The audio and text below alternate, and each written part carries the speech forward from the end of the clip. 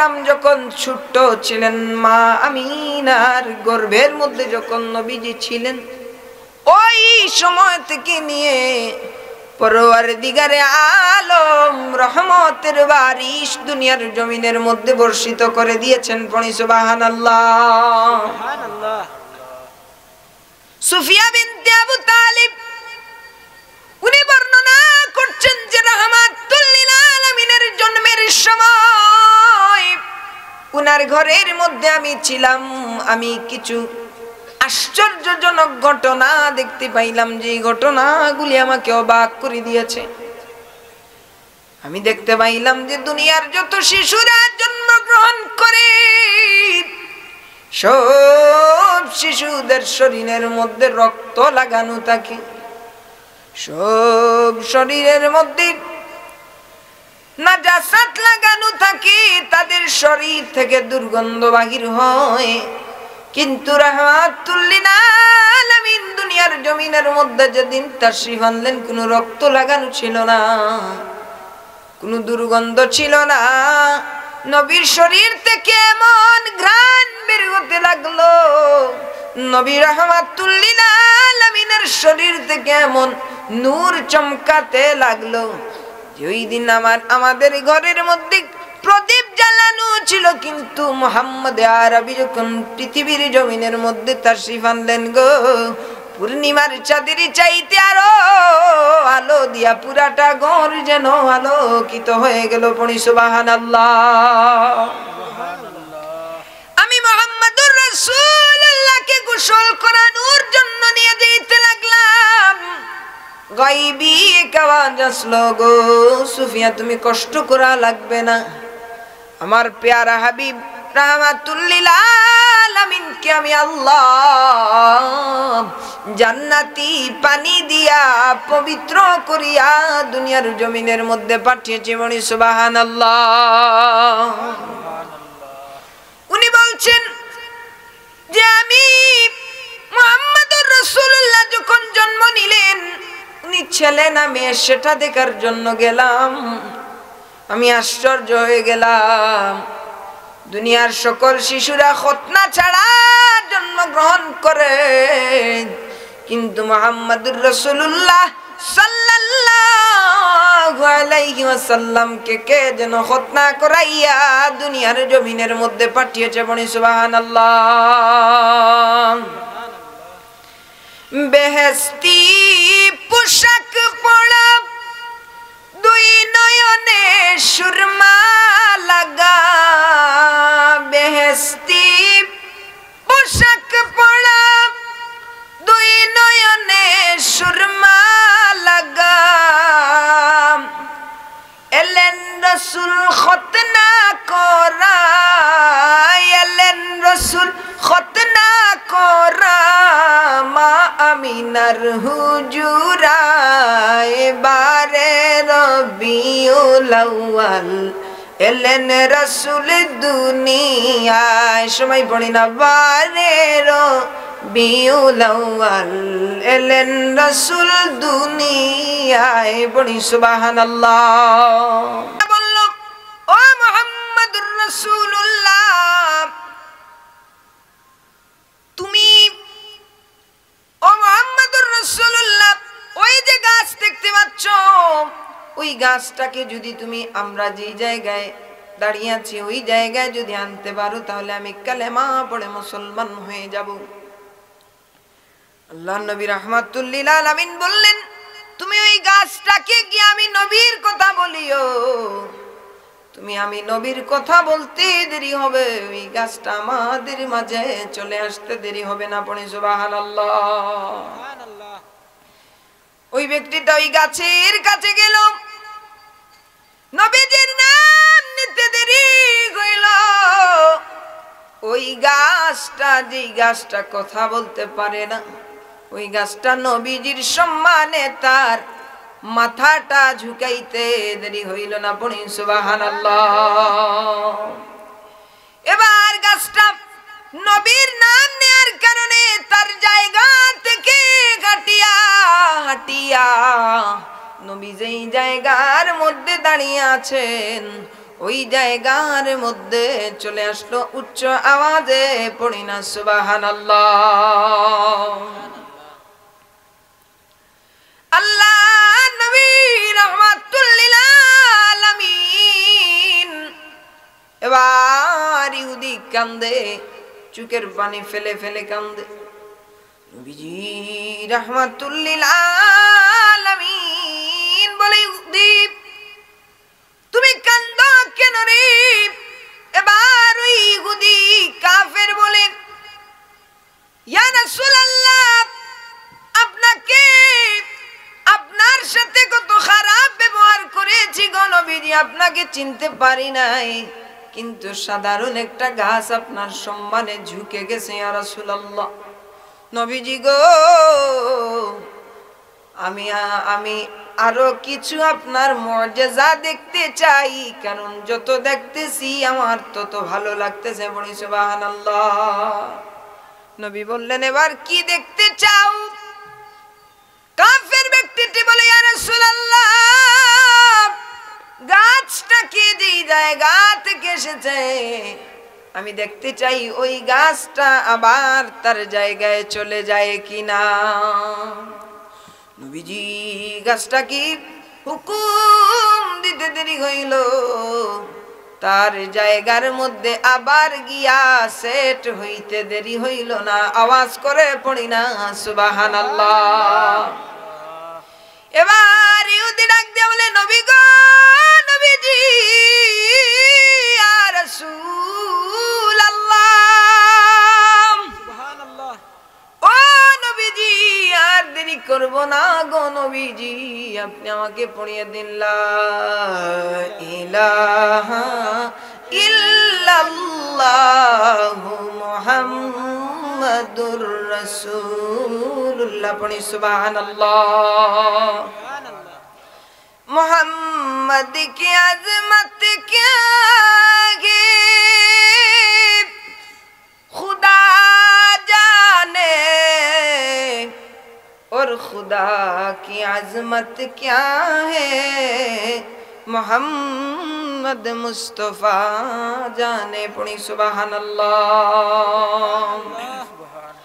बोले अल्लाह रब्बुल आलमीনের शान मुहम्मदुर रसूलुल्लाह জানেন, আর মুহাম্মদুর রাসূলুল্লাহর শান আল্লাহ রাব্বুল আলামিন জানেন। পড়ি সুবহানাল্লাহ। বাতে আজ খুদা বুজুর্গ তুই কিচ্ছা মুখতাসার ইমামে আযম আবু হানিফা রাহমাতুল্লাহি আলাইহি বলছেন যে ইয়া রাসূলুল্লাহ, আপনার শান বর্ণনা কি করব গো নবীজি, শুধু একটু করে বলি যে আল্লাহর পরেই আপনি রাহমাতুল লিল আলামিনের জায়গা। পড়ি সুবহানাল্লাহ। কি বা ইলম আছে আমার, কি বা জ্ঞান আছে নবী গো, কোন ভাবে প্রশংসা করব জানা নাহি আছে। পড়ি আল্লাহু আকবার। কি বা ইলম আছে আমার, কি বা জ্ঞান আছে নবী গো, কোন ভাবে প্রশংসা করব জানা নাহি আছে। তোমারি দিদারের আশায় জল ঝরে নয়নে। চিৎকার দিয়ে পড়ো না আল্লাহু আকবার। আল্লাহ বলছে তোমায় মানলে মানা হবে তারে। নবী গো, 5 পারার 9 পৃষ্ঠায় দলিল কোরআনের ভিতরে। সুবহানাল্লাহ। আল্লাহ বলছে তোমায় মানলে মানা হবে তারে। নবী গো, 5 পারার 9 পৃষ্ঠায় দলিল কোরআনের ভিতরে। যে খুঁজেছে সে পেয়েছে, যে খুঁজেছে সে পেয়েছে, ধন্য সে জীবনে। তোমারি দিদারের আশায় জল ঝরে নয়নে। আল্লাহুম্মা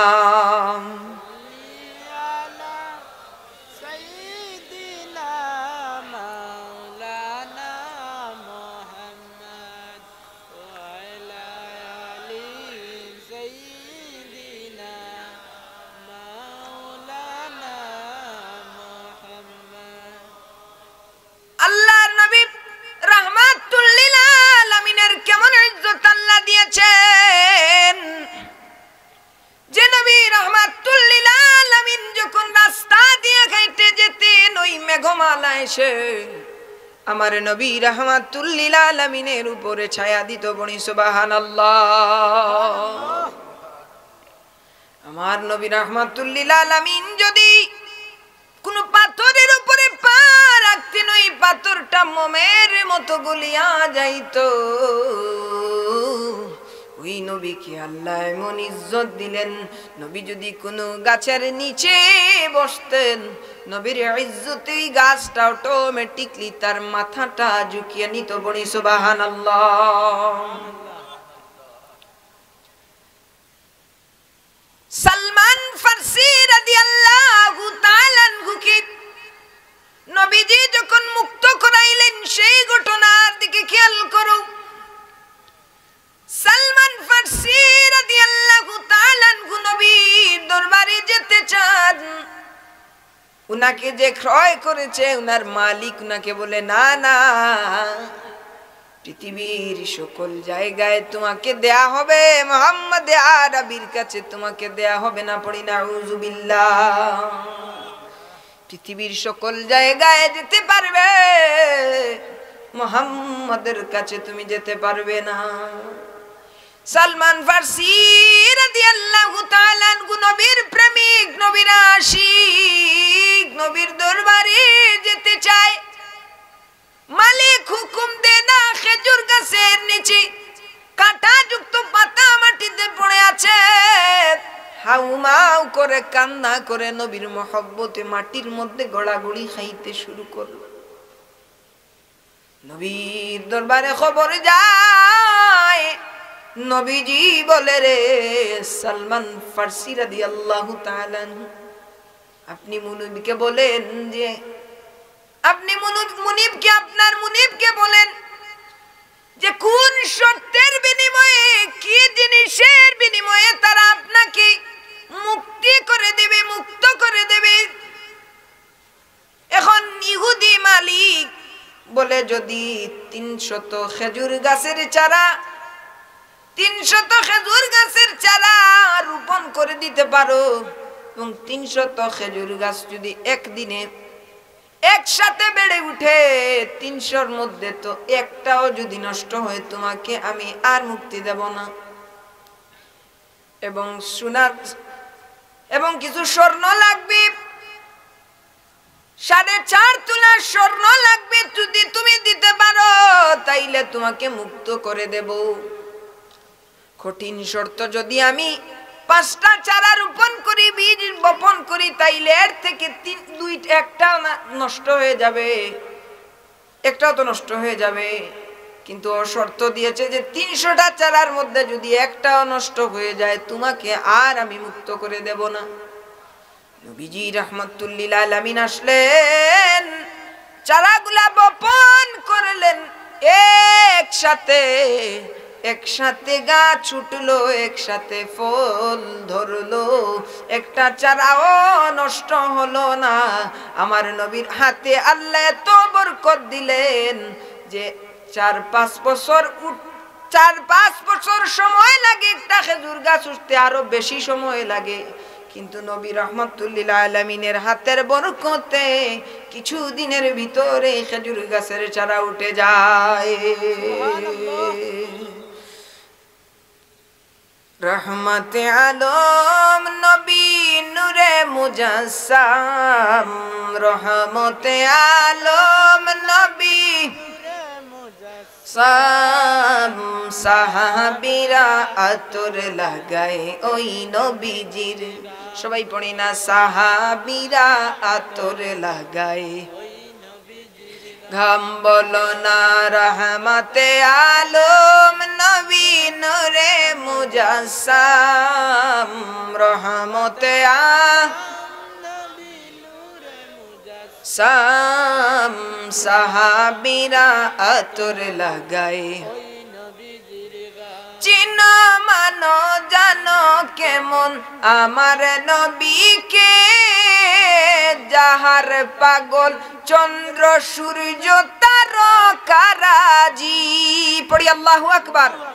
চিনো মানো জানো কেমন আমার নবীজি, যাহার পাগল চন্দ্র সূর্য তারকারাজি, বাবা আরো শুনবানি সুন্দর কাহিনী, বলো না আরো শুনবা সুন্দর কাহিনী, জান্নাতের রুমে রুমে লেখা নবীর নাম, জান্নাতের রুমে রুমে নাম, রহমতে আলম নবী নূরে মুজাসসাম, রহমতে আলম নবী মুজাসসাম, সাহাবীরা আতর লাগায় ওই নবীজির ঘাম, পড়ি না সুবহানাল্লাহ। আল্লাহর নবী দু জাহানের বাদশা নবী রাহমাতুল লিল আলামিন, হুজুর আকরাম যখন ছোট ছিলেন, মা আমিনার গর্ভের মধ্যে যখন নবীজি ছিলেন, ওই সময় থেকে নিয়ে পরওয়ারদিগারে আলম রহমতের বারিশ দুনিয়ার জমিনের মধ্যে বর্ষিত করে দিয়েছেন, পড়ি সুবহানাল্লাহ। সুফিয়া বিনতে আবু তালিব উনি বর্ণনা করছেন যে রাহমাতুল লিল আলামিনের জন্মের সময় উনার ঘরের মধ্যে আমি ছিলাম, আমি কিছু আশ্চর্যজনক ঘটনা দেখতে পাইলাম, যে ঘটনাগুলি আমাকে অবাক করে দিয়েছে। আমি দেখতে পাইলাম যে দুনিয়ার যত শিশুরা জন্মগ্রহণ করে, সব শিশুদের শরীরের মধ্যে রক্ত লাগানো থাকে, সব শরীরের মধ্যে নাজাসাত লাগানো থাকে, তাদের শরীর থেকে দুর্গন্ধ বাহির হয়। কিন্তু রাহমাতুল লিল আলামিন দুনিয়ার জমিনের মধ্যে যেদিন তাশরীফ আনলেন, কোনো রক্ত লাগানো ছিল না, কোনো দুর্গন্ধ ছিল না। নবীর শরীর থেকে এমন ঘ্রাণ বের হতে লাগলো, নবী রাহমাতুল লিল আলামিনের শরীর থেকে এমন নূর চমকাতে লাগলো, ওই দিন আমাদের ঘরের মধ্যে প্রদীপ জ্বালানো ছিল, কিন্তু মুহাম্মদ আরবি যখন পৃথিবীর জমিনের মধ্যে তাশরীফ আনলেন গো, পূর্ণিমার চাঁদের চাইতে আরো আলো দিয়া পুরাটা ঘর যেন আলোকিত হয়ে গেল, পড়ি সুবহানাল্লাহ। আমি মুহাম্মদুর রাসূলুল্লাহকে গোসল করানোর জন্য নিয়ে যেতে লাগলাম, গায়বী এক আওয়াজ আসলো, গো সুফিয়া তুমি কষ্ট করা লাগবে না, আমার প্যারা হাবিব রাহমাতুল লিল আলামিনকে আমি আল্লাহ জান্নাতি পানি দিয়া পবিত্র করিয়া দুনিয়ার জমিনের মধ্যে পাঠিয়েছে, বলি সুবহানাল্লাহ। উনি বলছেন যে আমি মুহাম্মদুর রাসূলুল্লাহ যখন জন্ম নিলেন, উনি ছেলে না মেয়ে সেটা দেখার জন্য গেলাম, আমি আশ্চর্য হয়ে গেলাম। দুনিয়ার সকল শিশুরা খতনা ছাড়া জন্মগ্রহণ করে, কিন্তু মুহাম্মদুর রাসূলুল্লাহ সাল্লাল্লাহু আলাইহি ওয়াসাল্লামকে কে যেন খতনা করাইয়া দুনিয়ার জমিনের মধ্যে পাঠিয়েছে, বলি সুবহানাল্লাহ। বেহেশতি পোশাক পরা, দুই নয়নে সুরমা লাগা বেহেশতি পোশাক পরা দুই নয়নে সুরমা লাগা এলেন রসুল খতনা করা এলেন রসুল খতনা করা মা আমিনার হুজুরা এবারে রবিউল আউয়াল এলেন রসুল দুনিয়ায় সবাই পড়ি না বারে রবিউল আউয়াল এলেন রসুল দুনিয়ায় পড়ি সুবহানাল্লাহ। নবী জন্মের পর থেকে নিয়া উফাতের আগ পর্যন্ত আল্লাহর নবী রহমাতুল লিল আলামিনকে পৃথিবীতে 63 বছরের হায়াতের জিন্দেগিতে আমার নবী রহমাতুল লিল আলামিন এমন ভাবে আল্লাহ রেখেছিলেন যে আল্লাহ রাব্বুল আলামিন সৃষ্টির সব কিছুর চাইতে আলাদা ভাবে অলৌকিক ভাবে আমার নবী রহমাতুল লিল আলামিনকে শান দিয়ে মর্যাদা দিয়ে দুনিয়ার জমিনের মধ্যে রেখেছিলেন। পড়ি সুবহানাল্লাহ। ওই নবী রহমাতুল লিল আলামিনকে দাদা আব্দুল মুত্তালিব বলেন, আমার নাতি মুহাম্মদুর রাসূলুল্লাহ সাল্লাল্লাহু আলাইহি ওয়াসাল্লামের জন্মের সময় আমি কাবার পাশে ছিলাম।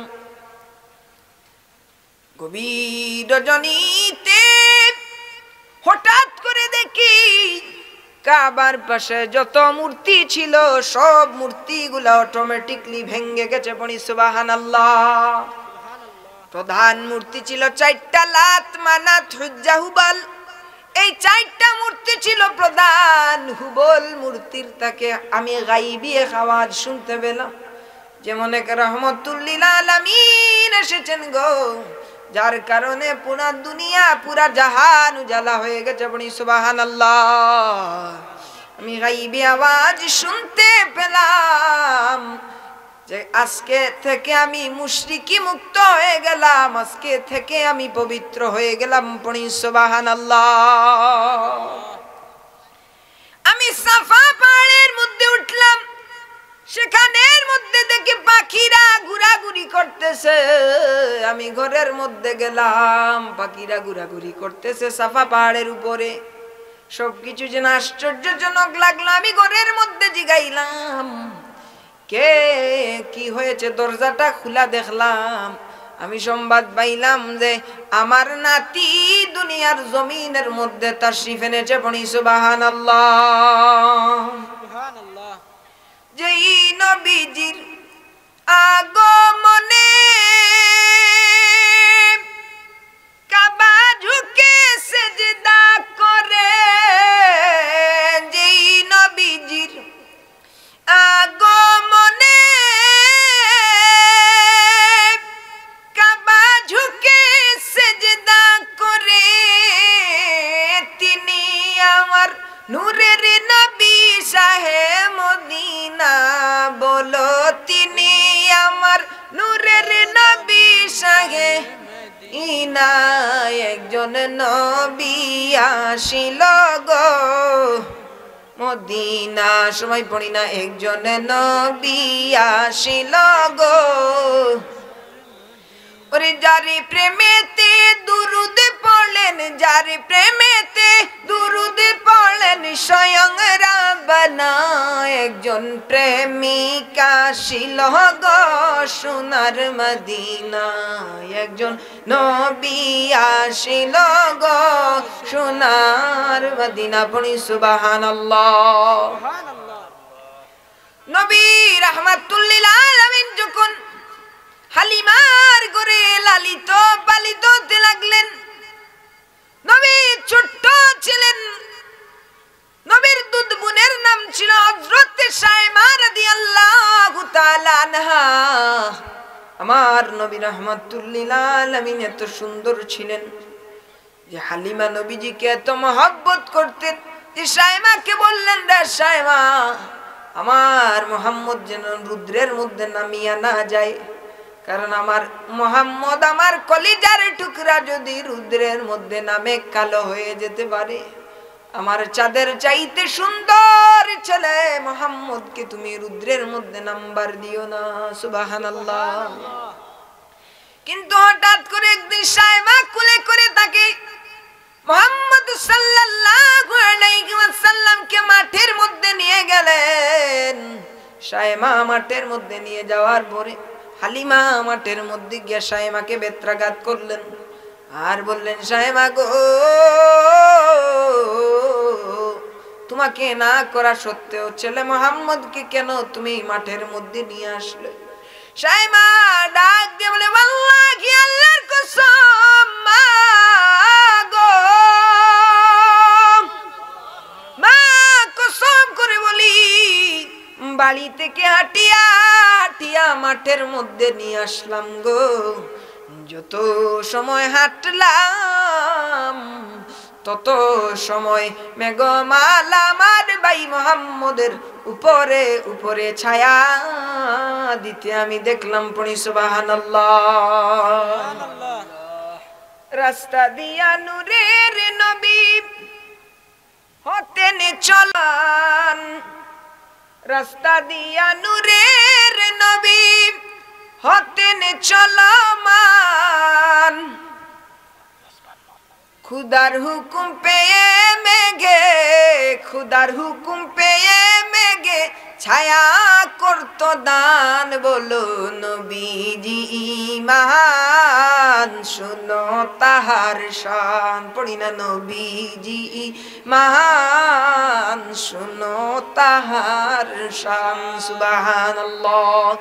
এর জন্য আল্লাহ রাব্বুল আলামিন কুরআনুল কারীমের মধ্যে বললেন, ওয়ারাফা'না লাকা যিকরাক ওয়ামা আরসালনাকা ইল্লা কাফাতাল লিন্নাসি বাশীরাও ওয়া নাযীরা ওয়ামা আরসালনাকা ইল্লা রাহমাতাল লিল আলামিন।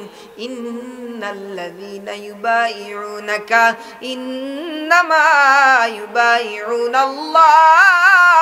এর জন্য আল্লাহ রাব্বুল আলামিন বললেন, ইয়া আইয়ুহাল্লাযীনা আমানু লা তারফাউ আসওয়াতাকুম ফাওকা সাউতিন নবী। পড়ি সুবহানাল্লাহ।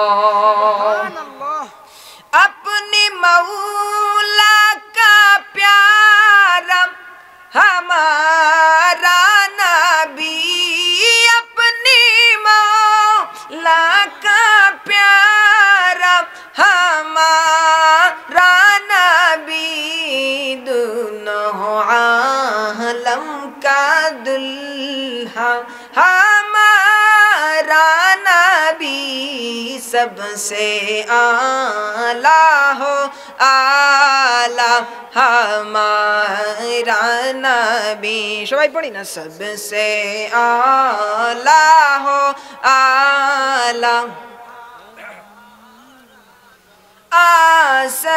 आसमानों ही सब नबी रह गए,